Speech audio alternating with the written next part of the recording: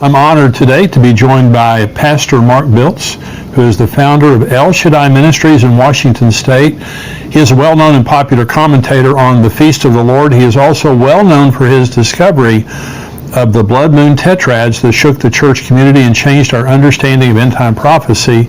Mark has authored several best-selling books, including the one we're going to be talking today, which is Blood Moons, Decoding the Imminent Heavenly Signs. And Pastor, thank you for joining me here today. Well, thank you so much. I love being on your program with you. Well, we did a great show last week, and we were talking about the Antichrist, Decoding the Antichrist, one of your books, one of your excellent books. Now, you, as far as anyone that I've ever talked to, you're responsible for discovering the blood moon tetrads. And, you know, the book of Joel talks about blood moons. Jesus said there'd be signs in the sun, moon, and stars and all of that.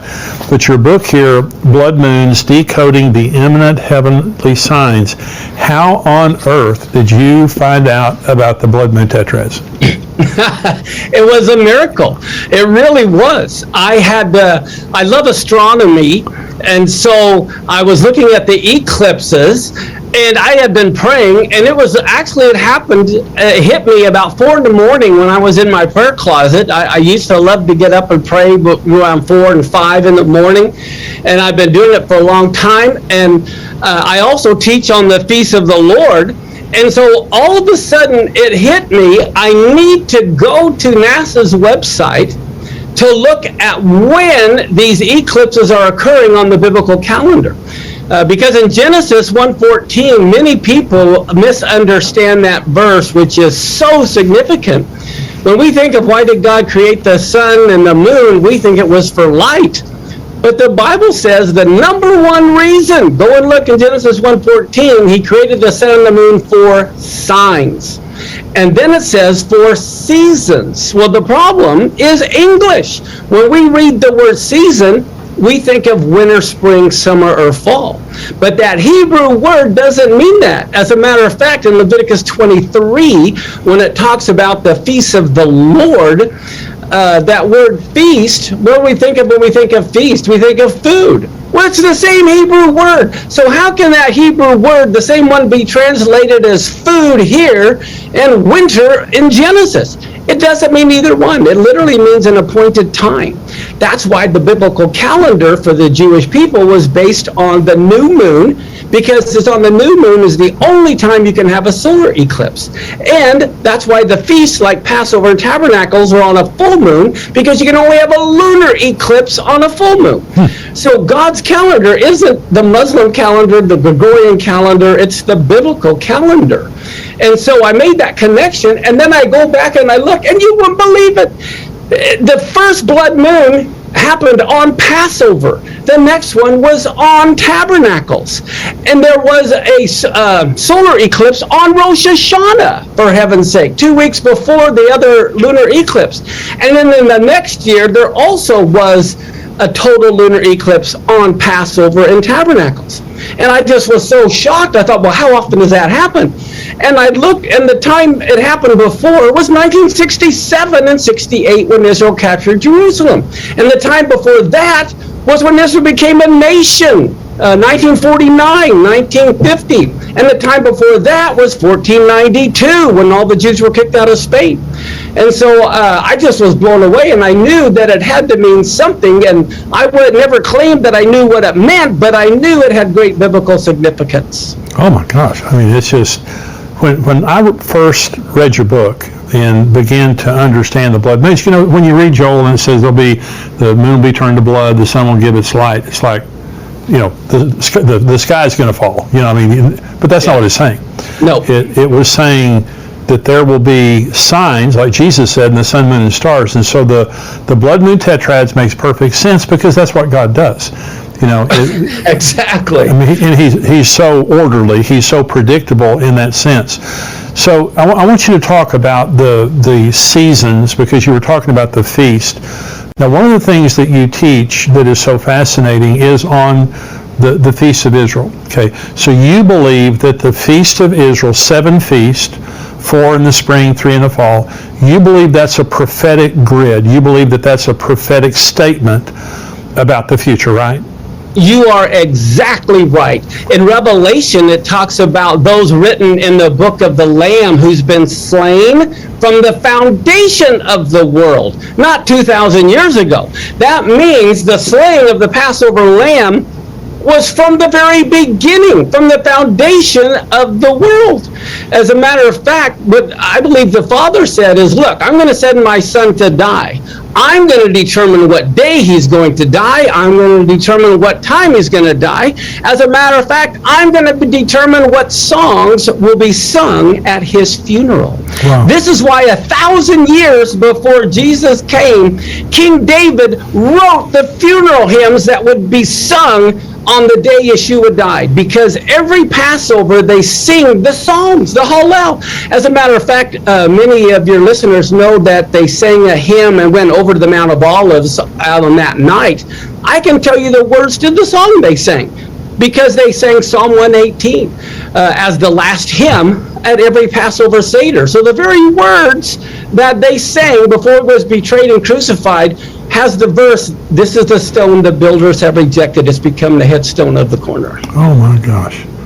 So you have Passover. Oh, yeah. And then you have unleavened bread. Right. Okay. Which was the burial. Right. And then you have first fruits.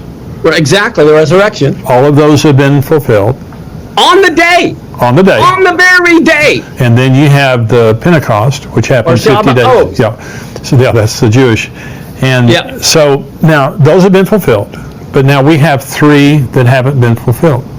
And so talk about the blood moons, talk about the significance of the next feast, because we were talking about the last program.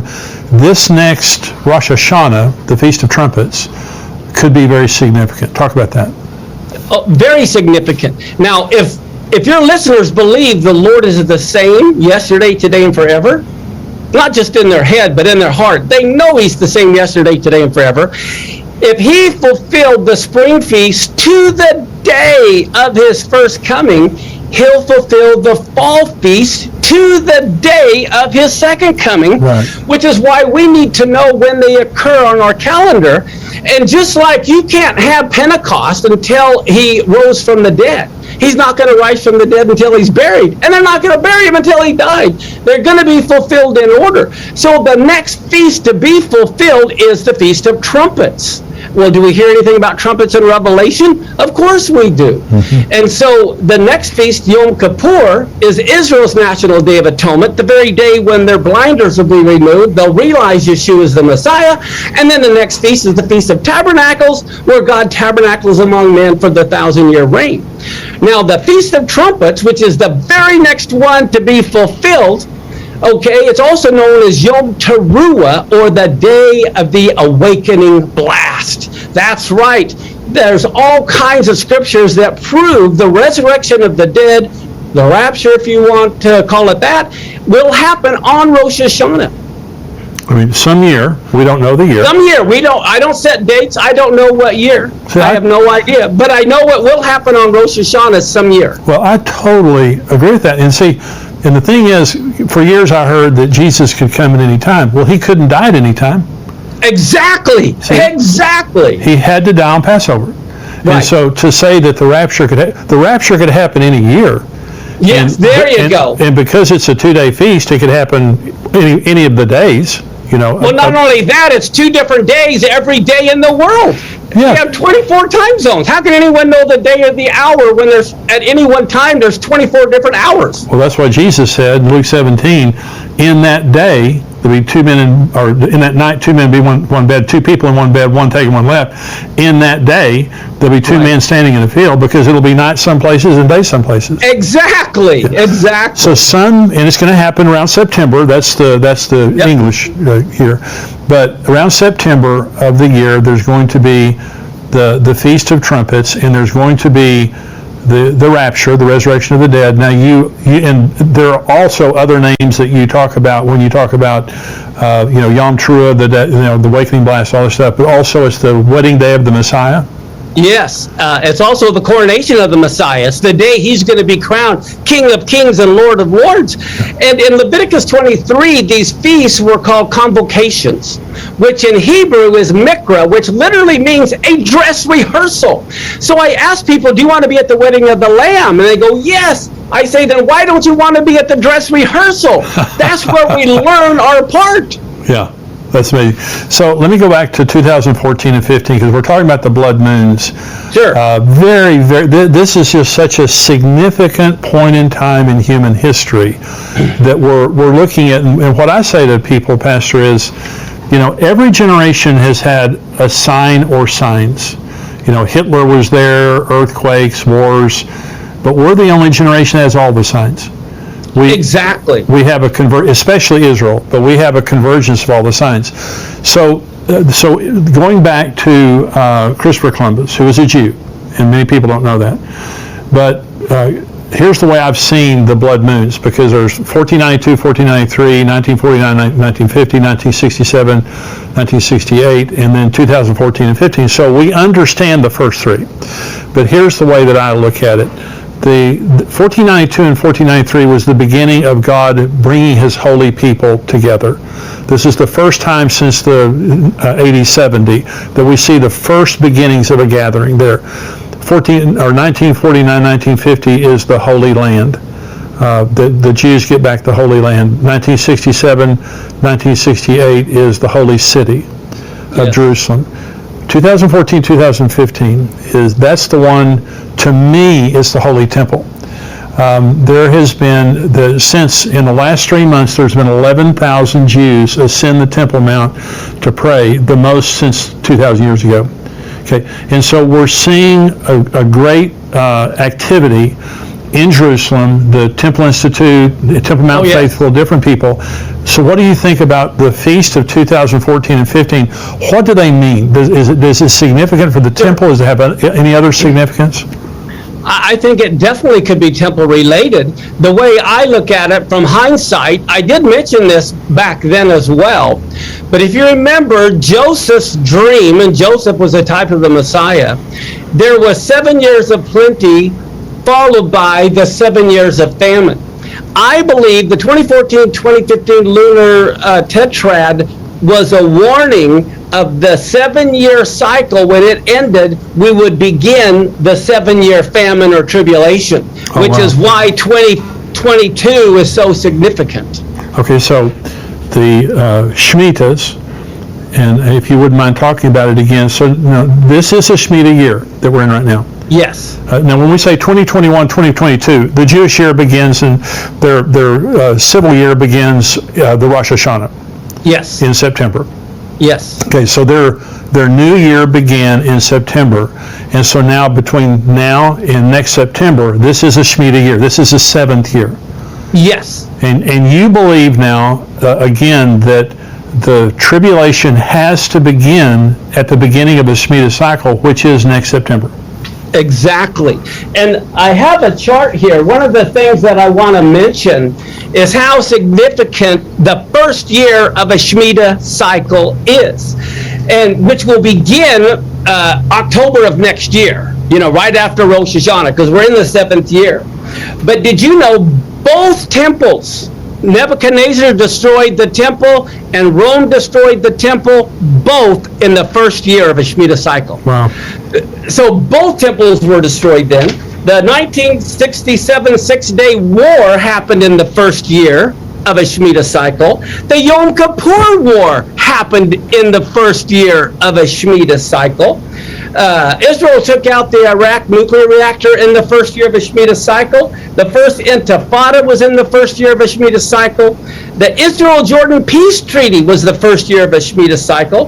That's when the quartet began that wanted to divide the land, and I believe they represent the 4 horns in Zechariah that keep the land divided. And then the Gaza war and, of course, the stock market crash also happened the first year of a Shemitah cycle. And then we have the 2014-2015 blood moons, which was the end of a Shemitah cycle going into the beginning of a Shemitah cycle. And one other point I want to make, you could only blow the shofar on the year of in the year of Jubilee. Now you got to remember, there's 49 years or 7 cycles. The year of Jubilee is always the first year of the next Shemitah cycle. Right. Well, 1973 Yom Kippur War, Yom Kippur is the day they blow the shofar announcing the year of Jubilee on Yom Kippur. And then we have the Yom Kippur War. Well, I believe that was probably a Jubilee year, which means next year also is a Jubilee year. Oh my gosh. So you believe if the tribulation does not begin next year, it has to wait till the next Shemitah cycle? Exactly. It has to begin because Daniel's Jewish. Sure. Okay, well, too often Christians see the 7-year time period, they know, but it's not any random year. It can't start today. It can't start, on any Rosh Hashanah. It has to begin the first year of a Shemitah cycle. So next year being the beginning of a Shemitah cycle and Jubilee. Exactly. I mean, that's huge. just huge. This is huge. Yeah. And so when you talk about the Shemitah year, you're going by the Jewish calendar. Of course. And the way we know it's a Shemitah year is the Hebrew year is divisible by 7. It's really simple. Yeah. And I heard you say that one time, and it embarrassed me. It was so simple. I was like, why didn't I think of that? But so next year is a huge, huge year, and that's what you're saying. Yeah. I tell you what, all your listeners need to get ready. Well, I have a very special announcement, and that is I've been telling you for a while that we have a new book coming out that's called Where Are the Missing People? And it's a book that you leave behind for people who are left behind after the rapture. This is something that would tell them what just happened. It explains the rapture to them. It leads them to the Lord. It tells them how to be baptized, how to, read the Word of God, how to, navigate the end times, the things that are happening in the world during the tribulation, the things that are going to happen. It literally is just a survival guide for people who have been left behind and are living during the tribulation. I know you have family members and friends and just people maybe that you don't know, but they're going to be going through your stuff. If you're a Christian and you have been raptured, they're going to be in your home, they're going to be in your office, they're going to be in your car, and we want to give you the opportunity to have this book that you can have laying around that says, where are the missing people? That's where the number one question that's going to be on people's minds after the rapture is, where are the missing people? Where all those people go? So this is a book that you can prominently display, and it's an attractive book that you can prominently display in your home, in your office, in your bedroom, in your car, wherever you want to put it, to where people would be able to find it after the rapture and during the tribulation to lead them to the Lord and give them instruction on how to navigate those unbelievably difficult days. Now, if you're a subscriber to endtimes.com, we're going to give you a free ebook. Okay, you don't have to pay anything for it. We'll give you a free ebook, Where Are the Missing People? If you'd like a physical copy of the book, it's missingpeoplebook.com, and you can order a copy or copies there. If you're not a subscriber, you can go to missingpeoplebook.com, get a copy, get 3, get 8, and lay them around your house, your apartment, wherever you want to put them, and just to make sure that you have those represented where people will be after the rapture. And so this is something we're very excited about because, honestly, it's just if we leave and don't leave a message behind for those people who are left behind, it's just, it's not right, because we know that there's going to be billions of people left behind after the rapture. So for every believer who is thinking about people who are left behind, this is a great opportunity. If you're a subscriber, free ebook, you can get the physical copies, missingpeoplebook.com. If you're not a subscriber, you can buy as many of the copies as you want, missingpeoplebook.com. But we're very excited. This book is just about to come out. You can pre-order it right now, missingpeoplebook.com. As soon as it comes out, we'll send you a copy, and it's just going to be coming out now just in a few weeks, so it's not going to be very long. So God bless you. Hope that you'll be able to get one of these books.